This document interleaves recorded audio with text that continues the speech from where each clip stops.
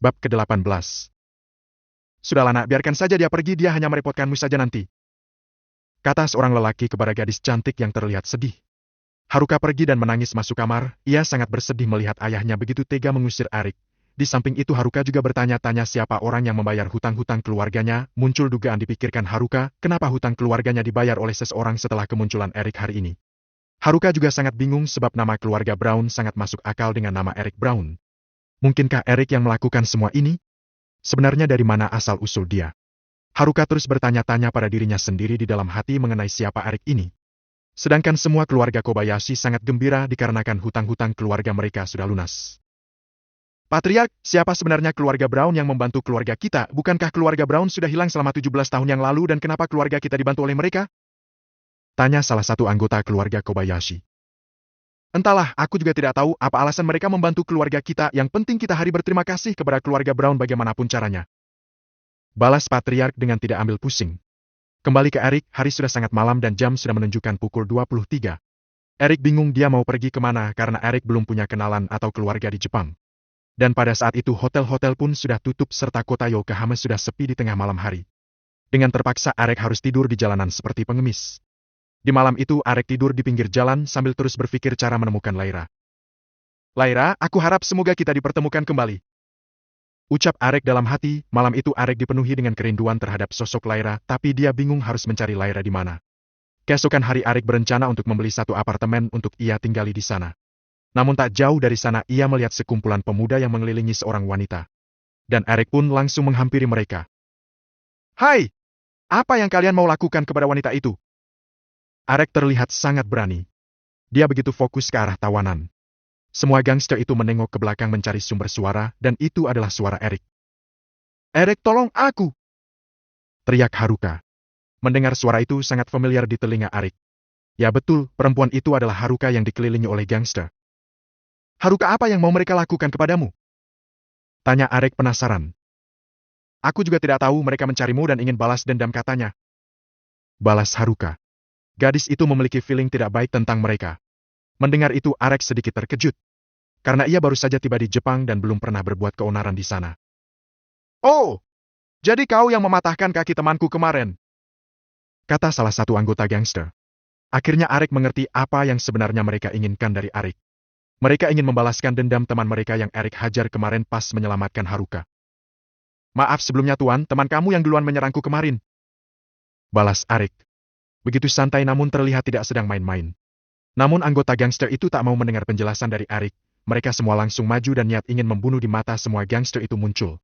Erik dengan cepat menyadari dan tanpa pikir panjang Erik langsung menggunakan teknik bela diri yang mematikan. Menggenggam erat pergelangan tangan lelaki itu dan mulai mematikan beberapa syaraf pada tangannya. Semua tangan gangster itu dipatahkan oleh Erik. Dan yang tersisa hanya satu seorang ketua gangster tersebut.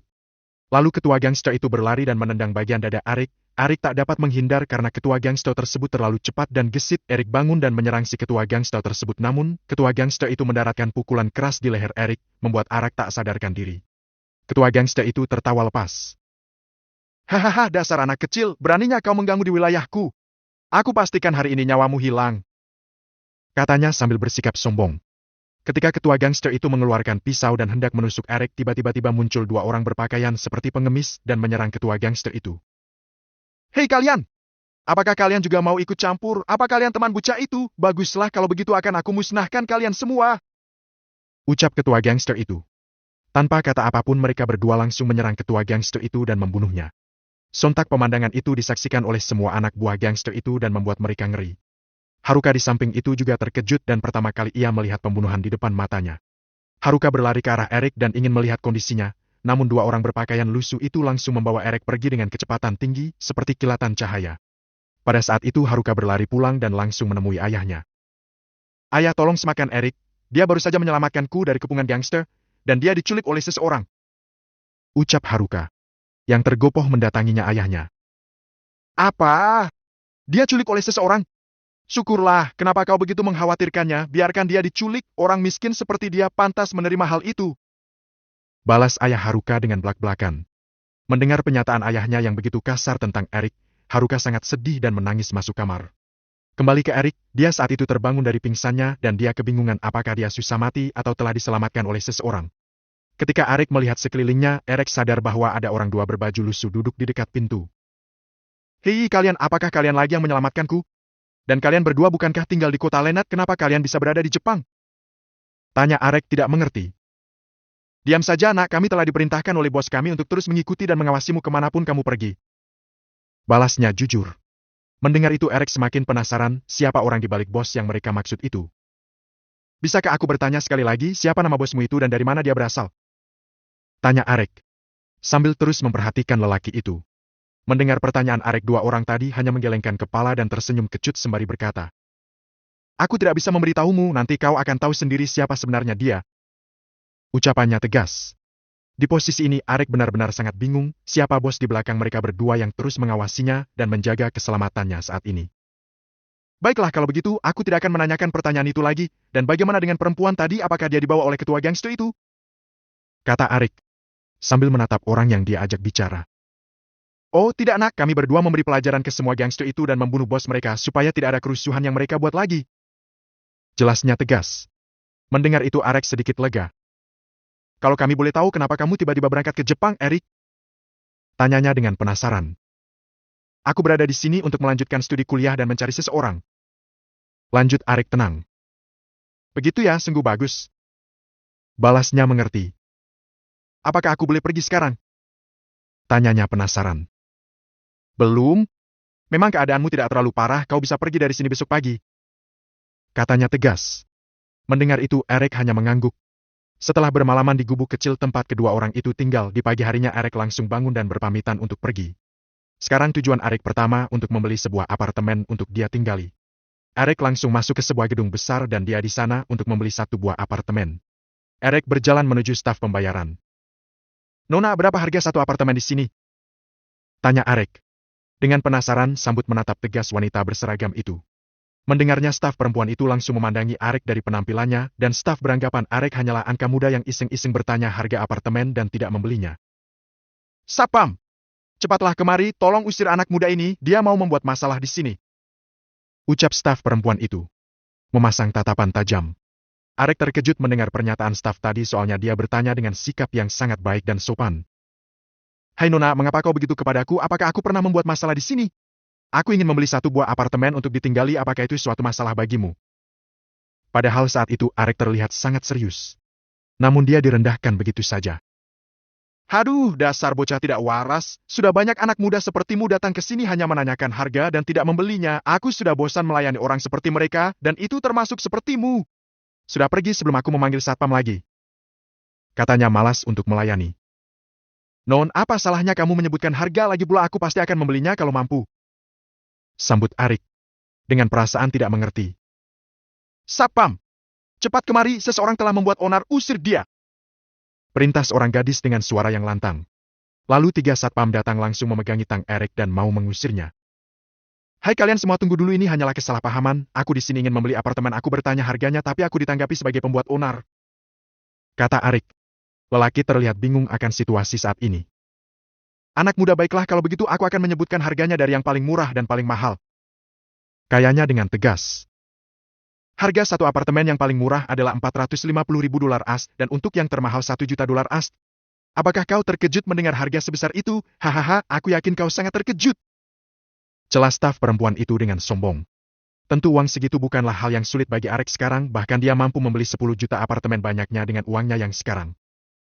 Halo, aku ingin membeli apartemen yang paling mahal seharga 1 juta tadi, siapkan struk pembayarannya dan serahkan kepadaku. Ucap Arik dengan tenang. Sambil menatap gadis berseragam. Mendengar itu staf tadi sedikit terkejut, anak yang keras kepala. Awas saja, jika kau tidak mampu membayarnya kau akan aku laporkan ke polisi. Ini jumlah totalnya, silahkan kamu membayarnya. Ucap staf itu dengan ketus. Arik langsung berjalan menuju wanita itu dan menggesek kartunya dan suara dari mesin terdengar. Hingga muncul tulisan pada layar hitam berwarna hijau tua. Pembayaran berhasil. Bab ke-19. Mereka semua saat itu sangat-sangat terkejut, termasuk staf wanita tadi yang terus memandang rendah Arik. Maafkan saya Tuan, saya kira Anda juga seperti anak muda yang kebanyakan menanyakan harga tapi tidak pernah sama sekali membeli apartemen di sini. Sekali lagi maaf Tuan, ini kunci kamar apartemen Anda. Katanya dengan perasaan bersalah. Arik hanya sedikit tersenyum tipis mendengar pernyataan staf perempuan itu. Sekarang Arek sudah memiliki tempat tinggal dan langkah yang Erik pikirkan selanjutnya ialah menemukan keberadaan Lyra. Hari sudah malam dan kini Arek akan tidur tetapi Arek dibangunkan oleh bunyi ponselnya. Itu adalah panggilan dari Bella. Hei Arek, bagaimana kabarmu sekarang? Apa kau baik-baik saja? Tanya Bella, sambil berbicara cukup keras. Dia memperhatikan Arek dengan teliti. Nona Bella, tentu saja aku baik-baik di sini. Kata Arek yang cukup terkejut. Syukurlah kalau begitu. Terus bagaimana dengan Lyra? Apa kau sudah menemukan informasi mengenai Lyra? Tanya Bella yang terlihat khawatir. Oh, aku belum menemukan keberadaan Lyra untuk saat ini dan juga Lyra telah mengganti nomor ponselnya sehingga aku sulit menemukan keberadaannya. Sambut Arek yang ramah. Bagaimana dengan kuliahmu? Apa kau sudah menemukan universitas yang cocok? Tanya Bella penasaran.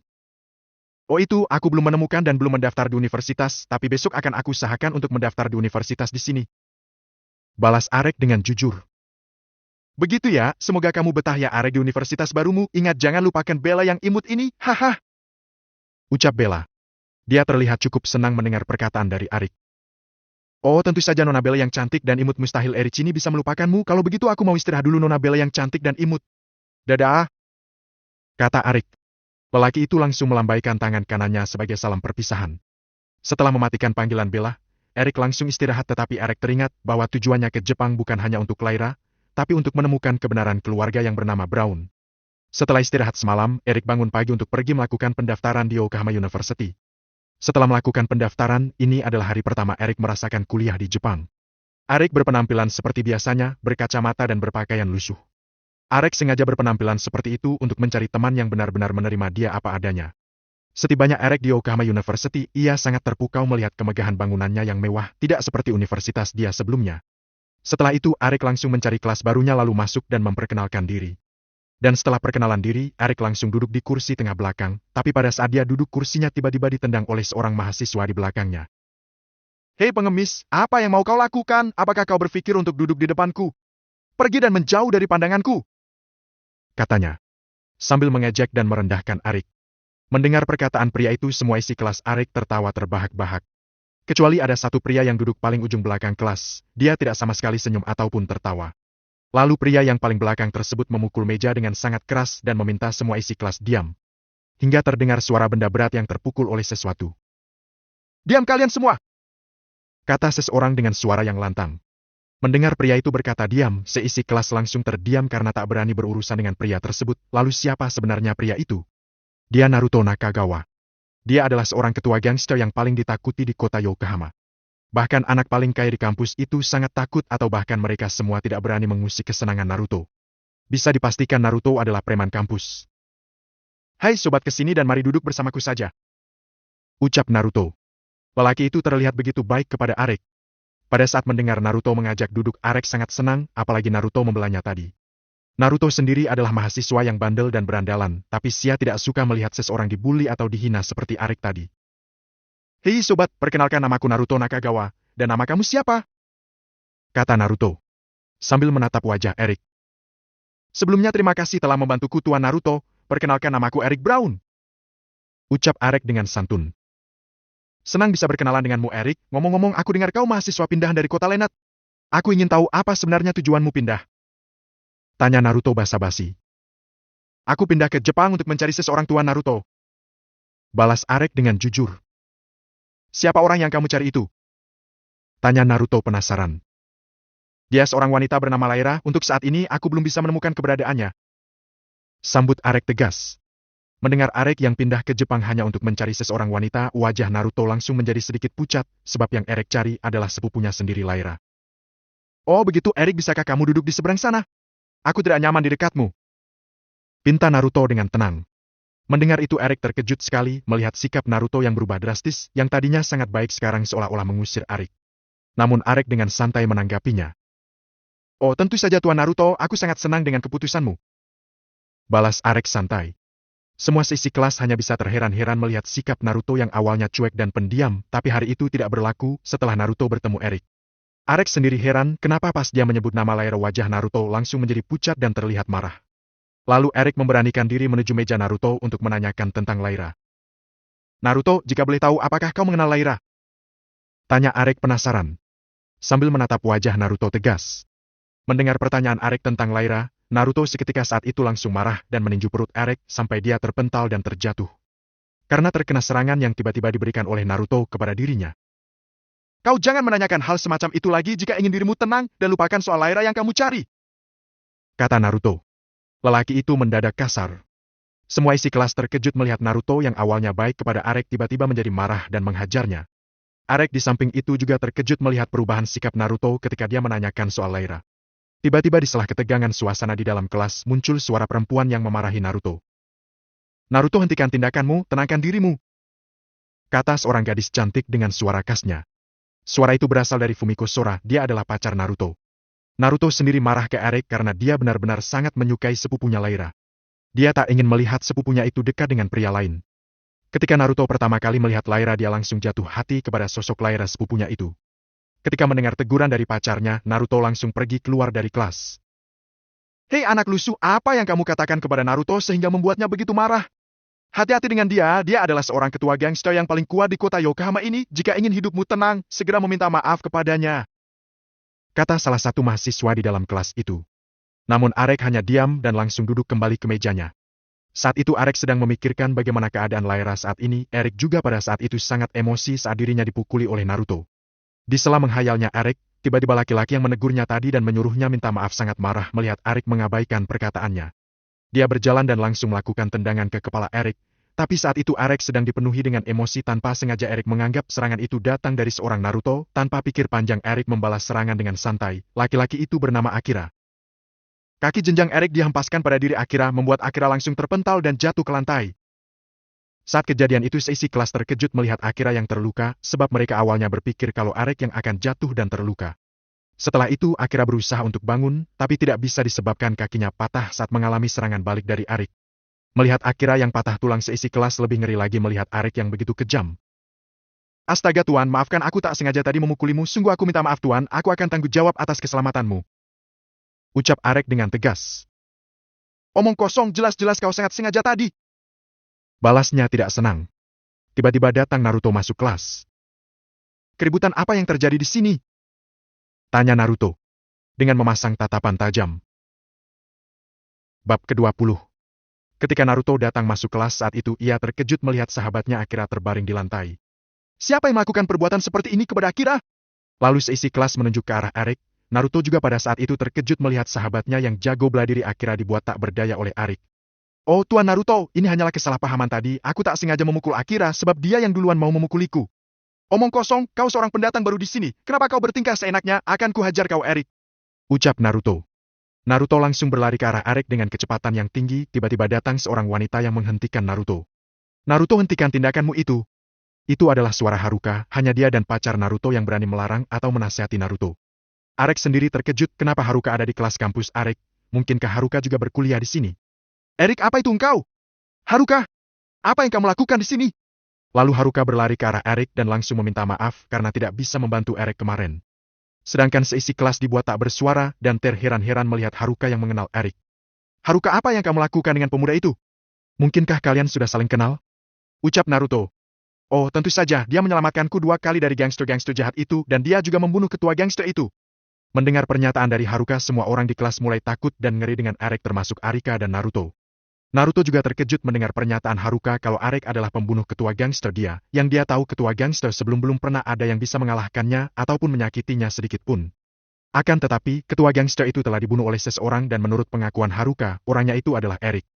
Tetapi Naruto tidak sepenuhnya percaya kalau Arek yang melakukan hal itu, sebab dari penampilan Arek sangat culun dan tak bisa seni bela diri.